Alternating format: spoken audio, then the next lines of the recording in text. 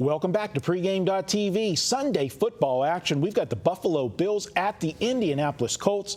And everybody knows I'm a big Pittsburgh Steelers fan. Probably everybody doesn't know you're a big Indianapolis Colts fan. And I got to ask you, Ken, last year had to be magical for you. I know going into the season, a lot of speculation, what's this team going to do? The first question I'll ask you, though, where were you on keep Peyton Manning or get rid of Peyton Manning and just move straight forward with Andrew Luck? Where were you on that side of the fence? Well, Peyton Manning's my favorite player of all times. Johnny U, way back when I was a little kid. Burt Jones I loved, but Peyton Manning was the guy. And when he came out and said, look, to Irsay, I'll take a minimum contract. You put all the incentives so that if I do come out and play the way I've been playing for you over my career, then I'll get my salary what it should be. If I don't, basically, you don't have to pay me anything. And when he did not honor that, and I know the bonus was coming intact, they owed him another $28 million or whatever it was, and I know Irsay had to weigh that.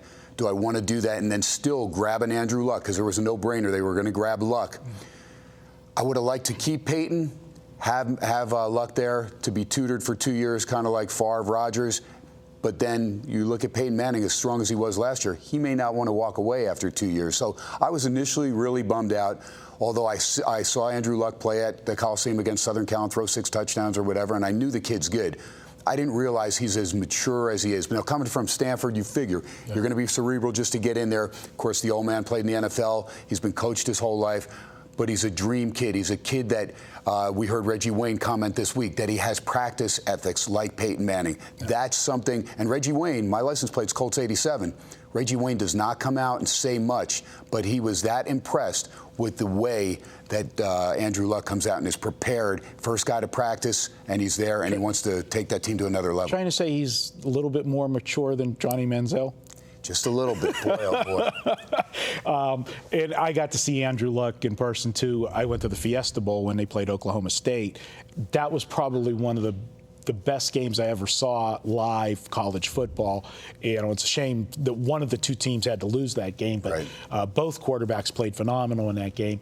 I look at this game, and the second question that I'm going to ask you before we actually get into this first preseason game is last year, head coach Chuck Strong, the sickness, the illness, everybody rallied around him. Bruce Arians, a guy that I'm very familiar with as he was the offensive coordinator for the Steelers all those years, steps in, does an incredible job as the interim head coach, filling in. And where do you put the credit at? I mean, this was Chuck's team, but how much do you credit what Bruce Arians did? And he did such a good job that he ends up landing himself his own head coaching job this year. There is no doubt. Arians did a very nice job.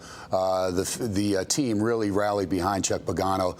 He had the defense in place before he stepped away with all the treatments for the leukemia. But it was an emotional, magical season, like you said, for them to go over 500, for them to beat Detroit in that game on the last play. I mean, some crazy things went down. But a lot of people look, and we've seen it throughout history in the NFL, where that second-year quarterback takes a step back, sophomore jinx, they called it.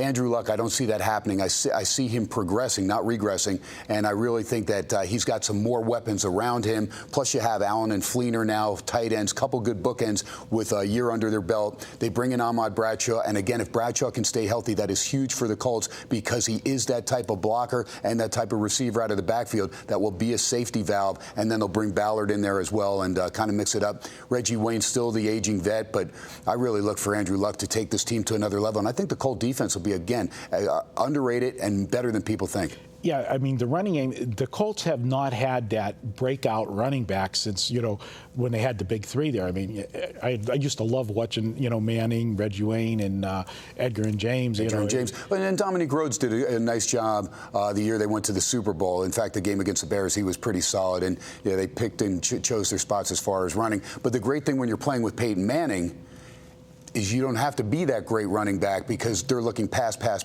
and when you get the ball and run, you're usually 8 yards down the field before they know it's a run. Absolutely. Now, one of the things I look at, Ken, in preseason football is it's really as simple as who wants it, who wants the game more. And I think last year, the Colts, when they came into the preseason, I think they put more of an emphasis on the preseason games than most. One, you had, a new coach. Two, you had a situation where the fan base was split. You let maybe one of the greatest quarterbacks of all time go without giving him a chance to come back from the injury.